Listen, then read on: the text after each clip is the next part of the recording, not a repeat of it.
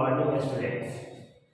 आज हम लोग पढ़ेंगे 11th का न्यू चैप्टर जिसका नाम है cell the unit of life. Cell the unit of life को हम लोग आज स्टार्ट कर रहे हैं। जिन जिन बच्चे को कंटिन्यूअस क्लास में छूट गया होगा वो यहाँ से लेक्चर देख करके आप पढ़ सकते हैं। अगर जो छूटा रहे है ना, अगर ना समझ में आए तो मुझसे कांटेक्ट करके ऑफिस में मिल करके है ना आप पूछ सकते हैं कि आपको कहाँ पे प्रॉब्लम हो रही है। हम लोग बात करें सेल का। सेल है क्या? हमारा बॉडी का हर एक यूनिट सेल से बना हुआ है। हमारा बॉडी का हर एक यूनिट सेल से बना हुआ है। इसलिए सबसे पहले 11th में हम लोग स्टार्ट कर रहे हैं cell the unit of life. Cell होता क्या है? कहा आपने छोटी क्लास में 9th में पढ़ा होगा कि सेल को डिस्कवर करके लाए थे जिन साइंटिस्ट का नाम था रॉबर्ट हुक। और बताया गया कि जो सेल होगा वो स्ट्रक्चरल या फंक्शनल यूनिट होता है हमारा लाइफ का।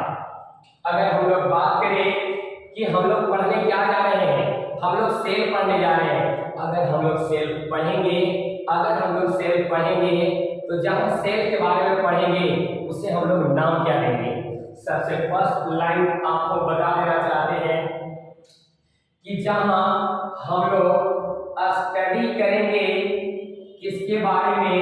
सेल के बारे में। यानी हम लोग कहें study of cell is called. जहाँ सेल के बारे में पढ़ेंगे उसे हम लोग नाम देंगे साइटोलॉजी। उसे नाम क्या देकर चलेंगे? साइटोलॉजी।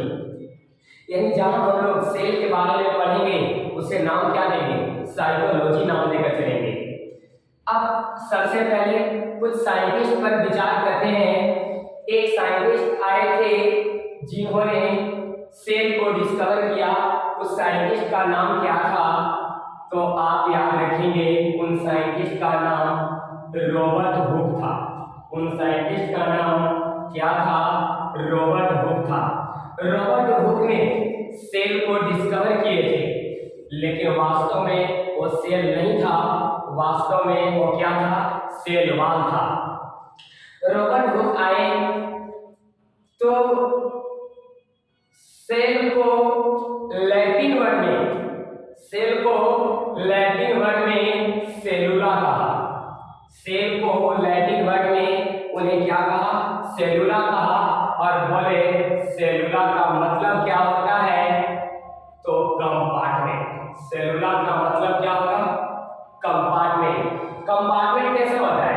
देखिए इस तरीके से, ये आपका कंपार्टमेंट है ना। एक कंपार्टमेंट 2 3 4 5 6 7 8 9 10 11 12 ये आपका कंपार्टमेंट है। कंपार्टमेंट को एक नाम दिया। सेल को लैटिन वर्ड में सेलुला कहा। सेलुला को क्या बोला? कंपार्टमेंट। और कंपार्टमेंट को ही बोला कि वो लगता है वो है क्या? तो बोले हनीकॉम्ब। हनीकॉम्ब की तरह लगता है। हनीकॉम्ब का मतलब क्या होता है छोटे? हनीकॉम्ब का मतलब मधुमक्खी का छत्ता। मधुमक्खी का छत्ता जो होगा उसमें याद रखिएगा प्रोटोप्लास्ट एब्सेंट होता है। प्रोटोप्लास्ट एब्सेंट होता है, इसलिए सेल कैसा होगा? डेड। सेल कैसा होगा? डेड सेल होगा। और यही डेड सेल को डिस्कवर करके लाए थे जिन साइंटिस्ट का नाम क्या था? रॉबर्ट हुक था। जिन साइंटिस्ट का नाम क्या था? रॉबर्ट हुक था। बहुत अच्छे से याद रखना दोस्त। रॉबर्ट हुक ने सेल को लैटिन वर्ड में क्या बोला? सेलुला। सेलुला का मतलब कंपार्टमेंट। कंपार्टमेंट का मतलब हनीकॉम्ब। हनीकॉम्ब में प्रोटोप्लास्ट क्या होगा? एब्सेंट। अगर प्रोटोप्लास्ट एब्सेंट होगा है ना, उसी का नाम क्या दिया? Dead cell. लेकिन बीच में एक बात आ गई कि हनीकॉम्ब को क्या बोल दिए थे? कॉर्क सेल कहा था। हनीकॉम्ब को क्या बोले? कॉर्क सेल बोले। और कॉर्क सेल में बोला प्रोटोप्लास्ट क्या होता है? एब्सेंट होता है, इसलिए फिर से बात करूँ, हमारी बात को ध्यान से समझना। रॉबर्ट हुक ने सेल को लैटिन वर्ड में सेलुला कहा। सेलुला का मतलब कंपार्टमेंट होता है, कंपार्टमेंट का मतलब हनीकॉम्ब, और हनीकॉम्ब को ही क्या बोला गया, कॉर्क सेल बोला गया। और जो पतला कॉर्क के टुकड़ा था, उस पतले कॉर्क के टुकड़ा में प्रोटोप्लास्ट क्या होता है, एब्सेंट होता है। जिस सेल में प्रोटोप्लास्ट एब्सेंट होगा उसका सेल कैसा होगा, डेड सेल होगा। यही डेड सेल को डिस्कवर करके लाए थे, जिन साइंटिस्ट का नाम क्या था, रॉबर्ट हुक था। जिन साइंटिस्ट का नाम क्या था, रॉबर्ट हुक था। इसके बाद दूसरा साइंटिस्ट आए, जिन साइंटिस्ट का नाम था ल्यूवेन हुक। जिन साइंटिस्ट का नाम था ल्यूवेन हुक। ल्यूवेन हुक ने सबसे पहले लिविंग सेल को देखा। ल्यूवेन हुक ने सबसे पहले किस सेल को देखा, लिविंग सेल को देखा। लिविंग सेल में कौन कौन आया था उसके बारे में याद रखना। लिविंग सेल में सबसे पहले उन्होंने बैक्टीरिया को देखा, उसके बाद उन्होंने स्पर्म को देखा, उसके बाद उन्होंने प्रोटोजोआ को देखा। उन्होंने किसको देखा, प्रोटोजोआ को देखा। अगर बात करें तो दूसरा साइंटिस्ट आए ल्यूवेन हुक, जिसने लिविंग सेल को देखा था पहली बार, जिसका नाम क्या था, बैक्टीरिया, स्पर्म और प्रोटोजोआ। यानी ल्यूवेन हुक ने लिविंग सेल देखा, रॉबर्ट हुक ने डेड सेल को डिस्कवर किए। अगर कभी बात आ जाए कि लिविंग सेल का डिस्कवर कहाँ हुआ था, तो लिविंग सेल का डिस्कवर पानी में हुआ था। लिविंग सेल का डिस्कवर कहाँ हुआ था, पानी में हुआ था। लिविंग सेल का डिस्कवरी कहाँ हुआ था, पानी में हुआ था, है ना। लेकिन लिविंग सेल को सबसे पहले किसने देखा था, तो ल्यूवेन हुक ने देखा था। ल्यूवेन हुक ने जो लिविंग सेल का देखा उसका नाम क्या दिया, bacteria, sperm, protozoa. Bacteria, sperm और प्रोटोजोआ। तीसरा में एक साइंटिस्ट और आए, जिन साइंटिस्ट का नाम था रॉबर्ट ब्राउन। जिन साइंटिस्ट का नाम क्या था, रॉबर्ट ब्राउन। रॉबर्ट ब्राउन ने किसको डिस्कवर करके लाया, रॉबर्ट ब्राउन ने न्यूक्लियस को डिस्कवर करके लाया। रॉबर्ट ब्राउन ने किसको डिस्कवर करके लाया, न्यूक्लियस को डिस्कवर करके लाया। न्यूक्लियस को डिस्कवर करके कहां से लाए थे, ऑर्किड के प्लांट से लाए थे। ऑर्किड प्लांट से लाए थे। कहां से लाया था, ऑर्किड प्लांट से लाया था। यानी अगर हम लोग बात करें कि जहां सेल के बारे में पढ़ेंगे उसे नाम क्या देंगे, साइटोलॉजी। पहला साइंटिस्ट आया जिनका नाम क्या था, रॉबर्ट हुक था। रॉबर्ट हुक ने सेल को लैटिन वर्ड में क्या कहा, सेलुला कहा। सेलुला का मतलब कंपार्टमेंट होता है। कंपार्टमेंट का मतलब हनीकॉम्ब। हनीकॉम्ब को ही क्या बोलते हैं, जो कॉर्क सेल है। और कॉर्क सेल में प्रोटोप्लास्ट क्या होता है, एब्सेंट होता है। अगर कॉर्क सेल में प्रोटोप्लास्ट एब्सेंट होगा तो सेल कैसा होगा, डेड सेल होगा। और यही डेड सेल को डिस्कवर करके कौन लाए थे, जिन साइंटिस्ट का नाम क्या था, रॉबर्ट हुक था। उसके बाद डेड सेल के बाद लिविंग सेल की डिस्कवरी हुई। लेकिन लिविंग सेल का डिस्कवरी कहाँ हुआ था, पानी में हुआ था। लेकिन एक साइंटिस्ट आए थे जिनका नाम ल्यूवेन हुक था, Antonie van Leeuwenhoek. Antonie van Leeuwenhoek, Antonie van Leeuwenhoek. Antonie van Leeuwenhoek आए तो लिविंग सेल को देखा, जिस लिविंग सेल का नाम क्या था, बैक्टीरिया, स्पर्म और प्रोटोजोआ। बैक्टीरिया, स्पर्म और प्रोटोजोआ। एक साइंटिस्ट आए और जिनका नाम रॉबर्ट ब्राउन था। रॉबर्ट ब्राउन ने क्या कहा कि हम न्यूक्लियस को डिस्कवर करके लाए हैं। कहां से, तो ऑर्किड के प्लांट से लाए हैं। कहां से डिस्कवर करके लाए, ऑर्किड के प्लांट से लाए हैं। और एनसीईआरटी में एक पहले वर्ड लिख चुका है, एक का नाम दिया है इनएनिमेट, इनएनिमेट। और एक का नाम दिया है एनिमेट, एनिमेट। इनएनिमेट का मतलब क्या होता है, इनएनिमेट का मतलब क्या होता है, इनएनिमेट का मतलब नॉन लिविंग होता है। इनएनिमेट का मतलब क्या होगा, नॉन लिविंग होगा। और नॉन लिविंग में क्या होगा, क्या नॉन लिविंग में सेल होगा, नहीं होगा। नॉन लिविंग में सेल नहीं होगा। यानी नॉन लिविंग में आपका सेल क्या होगा, एब्सेंट होगा। नॉन लिविंग में आपका सेल क्या होगा, एब्सेंट होगा। एनिमेट का मतलब क्या होता है, एनसीईआरटी का लिखा हुआ है, हम इसको अपने लैंग्वेज में समझाना चाहते हैं आपको। एनिमेट का मतलब लिविंग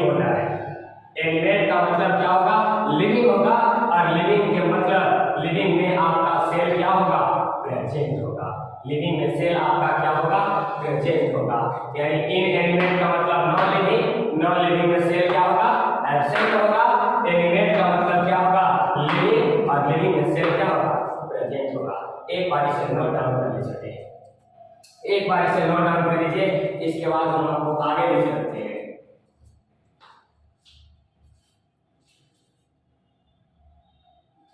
आपने नोट डाउन कर लिया होगा, आपने नोट डाउन कर लिया होगा, है ना। यहाँ से हम लोग आगे बढ़ते हैं और आगे आपको बताते हैं यूनिसेलुलर ऑर्गेनिज्म के बारे में कि सिंगल सेल ऑर्गेनिज्म कौन कौन से होते हैं, सिंगल सेल ऑर्गेनिज्म कौन कौन से होते हैं, उसके बारे में आपको बताएंगे। आपने सिंगल सेल का नाम सुना होगा, है ना, आपने नाम सुना होगा अमीबा। अमीबा जो होगा आपका वो एक सिंगल सेल है, यानी हम आपको बताने जा रहे हैं unicellular organism, unicellular organism, unicellular organism. कोई भी अगर आपसे बात करे कि यूनिसेलुलर होगा, यूनिसेलुलर का मतलब सेल कितना होगा, एक होगा। सेल कितना होगा, एक होगा। यानी हम कह सकते हैं कि यूनिसेलुलर में कितना सेल होता है, यानी हमने कहा सिंगल सेल होगा। हमने क्या कहा, सिंगल सेल होगा। अगर कोई व्यक्ति अकेला होगा, कोई व्यक्ति अगर अकेला होगा तो अपने जीवन को जीने के लिए उसे काम करना जरूरी है। अपने जीवन को जीने के लिए काम करना क्या है, जरूरी है। यानी हम लोग कह सकते हैं दे कैन परफॉर्म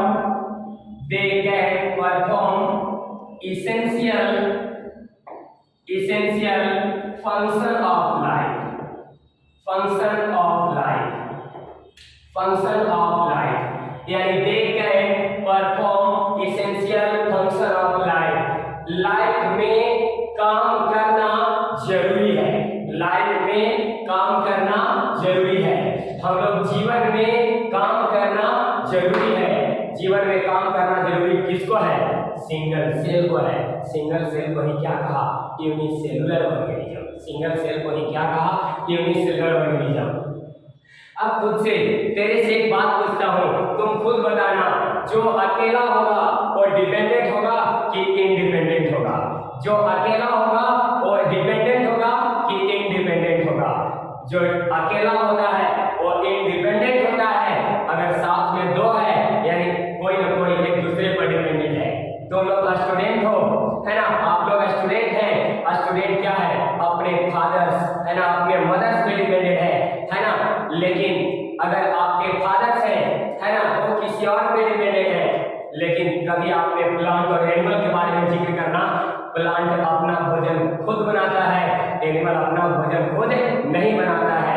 इसलिए जो यूनिसेलुलर ऑर्गेनिज्म होगा, जो एक सेल के बने होंगे वो इंडिपेंडेंट होते हैं, डिपेंडेंट नहीं होते हैं। यानी एक लाइन और लिखना चाहते हैं कि जो यूनिसेलुलर ऑर्गेनिज्म होगा वो कैसा होगा, इंडिपेंडेंट होगा। वो कैसा होगा, इंडिपेंडेंट। इंडिपेंडेंट का मतलब खुद पर डिपेंड होगा, किसी दूसरे पर डिपेंड नहीं होगा। अगर अमीबा को एक से दो बनना है तो किसी से सहायता नहीं लेगा, वो खुद से एक से कितना बनाएगा, दो अमीबा बनाएगा। एक अमीबा से कितना बनाएगा, दो अमीबा बनाएगा। अगर हम लोग एग्जाम्पल की बात करें तो आपने नाम सुना होगा, एक आपका अमीबा आएगा, एक आपका बैक्टीरिया आएगा, एक आपका बैक्टीरिया आएगा, और एक आपका पैरामीशियम आएंगे, और एक आपका यूग्लिना आएगा। एक आपका क्या आएगा, यूग्लिना आएगा। एक आपका क्या आएगा, यूग्लिना आएगा। यानी हम लोग बात करें तो यूनिसेलुलर ऑर्गेनिज्म में क्या आया, सिंगल सेल आएंगे। यानी एक सेल के जितने भी बने होंगे वो सब यूनिसेलुलर होगा। लेकिन जो एक सेल का बनेगा उसको जीवन में काम करना जरूरी है, जीवन में काम करना जरूरी है। इसलिए कहा यूनिसेलुलर ऑर्गेनिज्म होगा तो क्या होगा, इंडिपेंडेंट होगा, वो खुद पे डिपेंड होगा, किसी दूसरे की सहायता लेने की उसे जरूरत नहीं है। इसलिए एग्जाम्पल याद रखना, अमीबा, बैक्टीरिया, पैरामीशियम और एक यूग्लिना। आपने अमीबा का नाम सुना होगा, बैक्टीरिया का नाम 9th क्लास में सुना होगा। एक आपका पैरामीशियम आता है और एक आपका यूग्लिना आता है। आप इसे नोट डाउन कीजिए, हम आपको आगे की थ्योरी बताते हैं। इसे जितना जल्दी आप नोट डाउन कर लीजिए।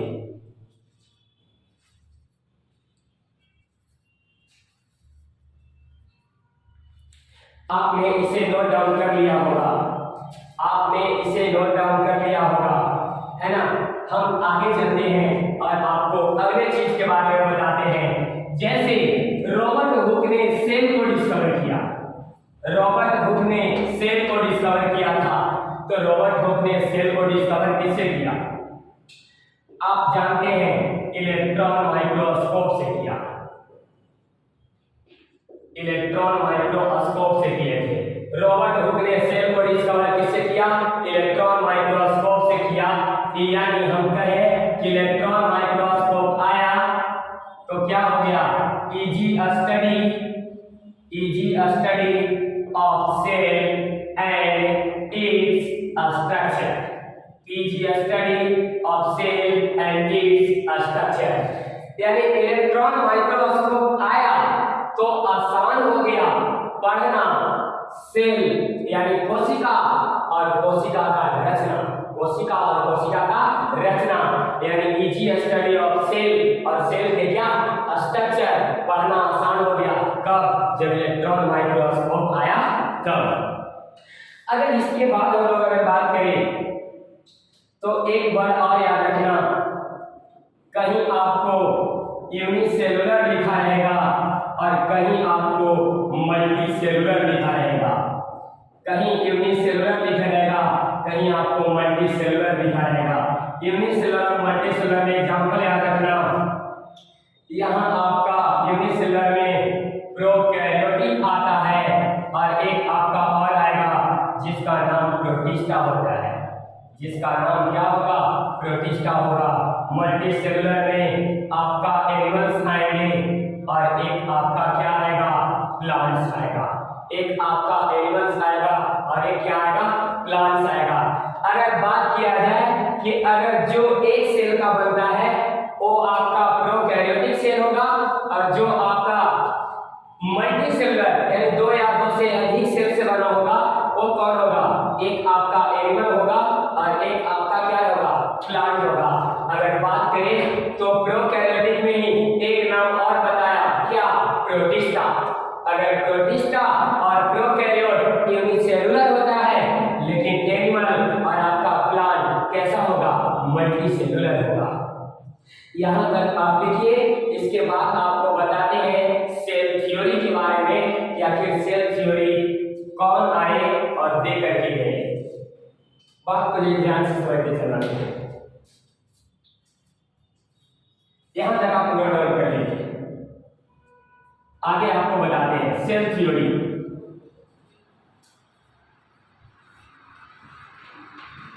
आगे आपको सेल थ्योरी के बारे में बताते हैं। आप लोग हेडिंग दीजिएगा सब लोग, सेल थ्योरी। सेल थ्योरी किसको कहते हैं?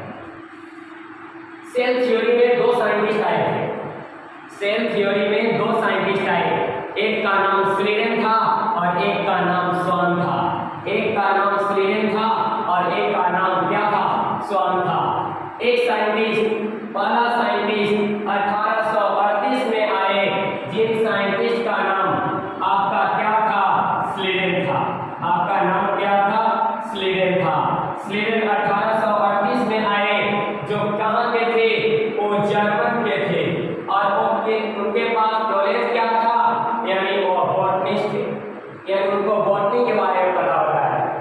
यानी अगर बात करें तो बायो में दो लाइन मिल जाएगा, एक बॉटनी आएगा, एक जूलॉजी आएगा।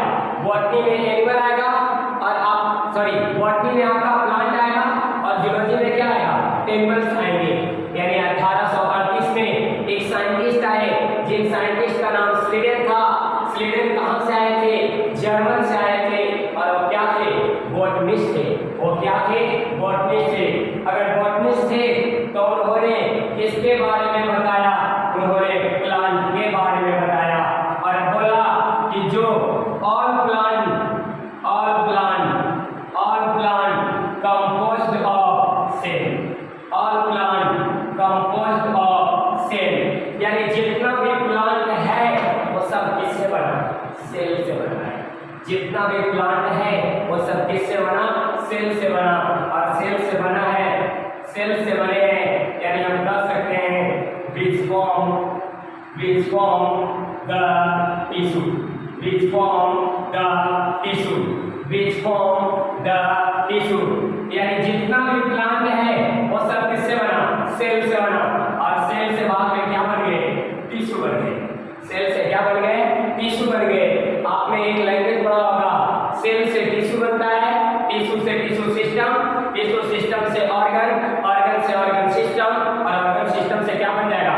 ऑर्गेनिज्म बन जाएंगे। यानी स्लीडन 1838 में आए तो बता कर गए कि प्लांट, जितना भी प्लांट होगा वो सब किससे बनेगा? सेल से बनेगा।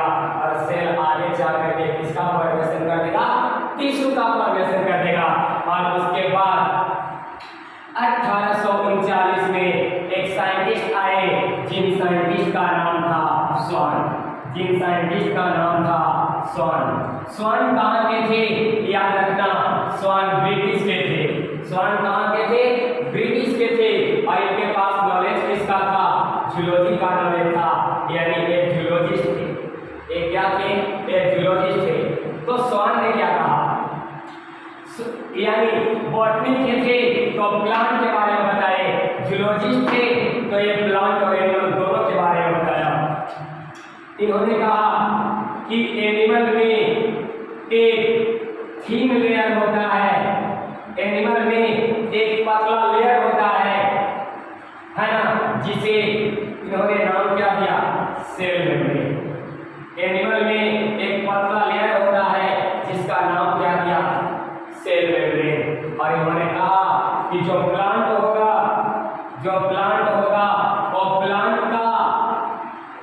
का आउटर लेयर जो होता है वो कौन होगा? सेल वॉल होगा। आउटर लेयर क्या होगा? सेल वॉल होगा। यानी एनिमल में जो बाहरी पतला लेयर होगा जिसे नाम क्या दिया? Cell membrane. और प्लांट में जो आउटर लेयर होगा उसका नाम क्या दिया? सेल वॉल दिया। यानी स्वान कह करके चले गए कि एनिमल का आउटर मोस्ट लेयर जो होगा वो सेल मेम्ब्रेन होगा, और प्लांट का आउटर मोस्ट लेयर होगा वो क्या होगा? सेल वॉल होगा। और एक स्टेटमेंट लास्ट में देखते चले, कहे कि all plant composed of all plant and animal composed of cell and its product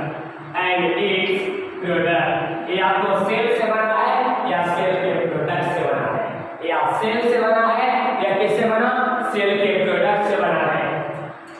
सुना, एक लैंग्वेज में समझाता हूँ पूरी चीजों को। सेल थ्योरी दो साइंटिस्ट लेकर गए, एक का नाम स्लीडन था और एक का नाम स्वान था। स्लीडन 1838 में आए, स्वान 1839 में आए।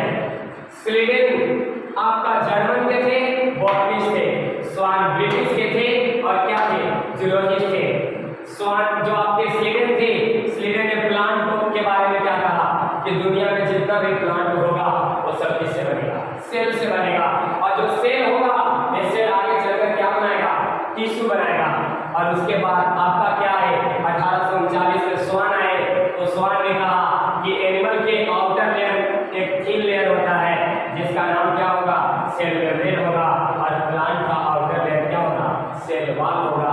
यानी लास्ट में कर निकल गए, दुनिया में जितना भी प्लांट होगा, दुनिया में जितना भी एनिमल होगा वो सब किससे बनेगा? सेल से बनेगा या सेल के प्रोडक्ट से बनेगा? सेल से बनेगा या सेल के किससे बनेगा? प्रोडक्ट से बनेगा। लेकिन सेल थ्योरी का एक ड्रॉबैक है, स्लीडन और स्वान ने ये नहीं बता पाए कि एक सेल से नया सेल कैसे बनेगा।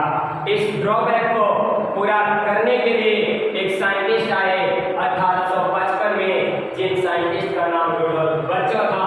आप इसे नोट डाउन कीजिए, हम उनके बारे में आपको बताएंगे।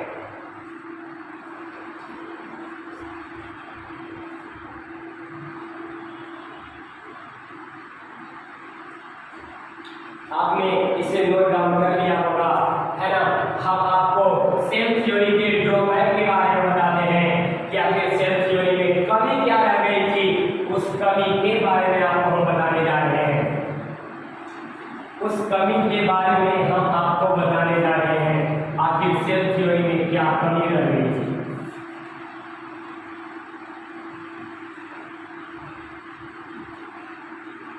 यानी सेल थ्योरी का ड्रॉबैक था। सेल थ्योरी का ड्रॉबैक क्या था, यानी स्लीडन और स्वान एक्सप्लेन नहीं कर पाए। उन्होंने कहा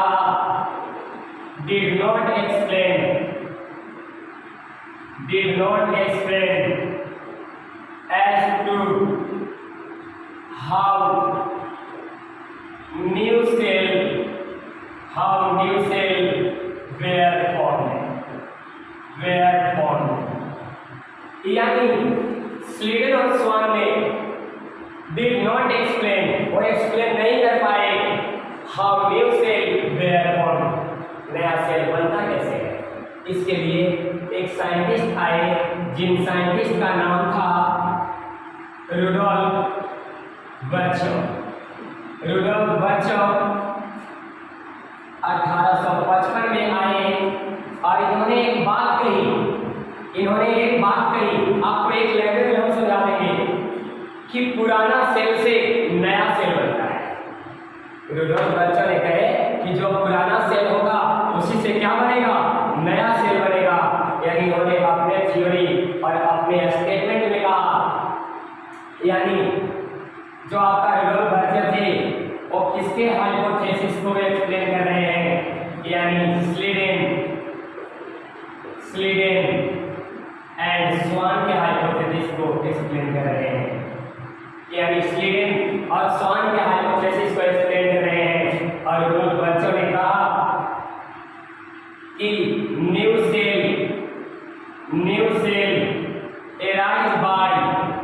arise by division of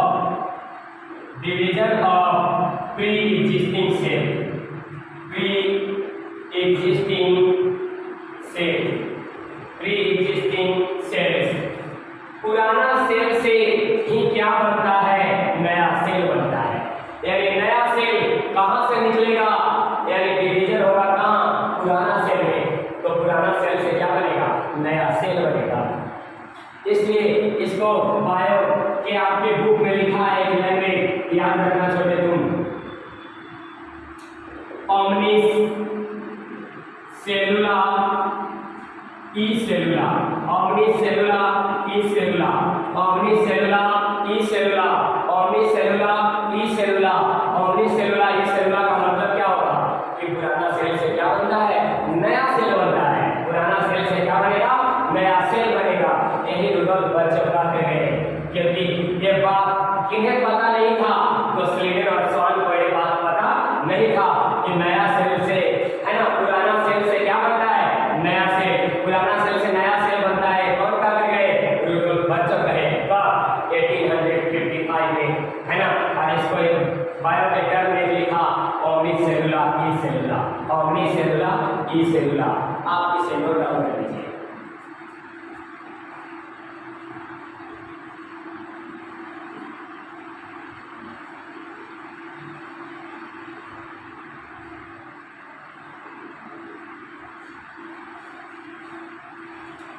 omnis सेलुला ई सेलुला, ध्यान देना छोटे, आपको जो भी फंडामेंटल चीजें था वो आपको हमने यहाँ तक एक्सप्लेन कर दिया, है ना। जो नेक्स्ट वीडियो आपको मिलेगा उसके इसके अगले पार्ट में मिलेगा, जो हम स्टार्ट करेंगे ओवरव्यू ऑफ सेल से, जहाँ बताएंगे प्रोकैरियोटिक का सेल कैसा होगा और यूकैरियोटिक का सेल कैसा होगा। आप यहाँ तक नोट डाउन करके वीडियो लेक्चर को बार बार आप इसे रिपीट कीजिएगा। अगर समझ में ना आए तो आकर ऑफिस से मिल लीजिएगा। जो भी कोई भी अगर प्रॉब्लम हो तो उसे आपको बता दिया जाएगा। आप इसे यहाँ तक नोट डाउन करके वीडियो लेक्चर को कम से कम एक बार में समझ में ना आए तो एक बार देख कर लिख लेना, और इस वीडियो को 2 से 3 बार देखना। आपको जो भी डाउट होंगे सारे डाउट आपको क्लियर हो जाएंगे। मिलते हैं आपको नेक्स्ट लेक्चर।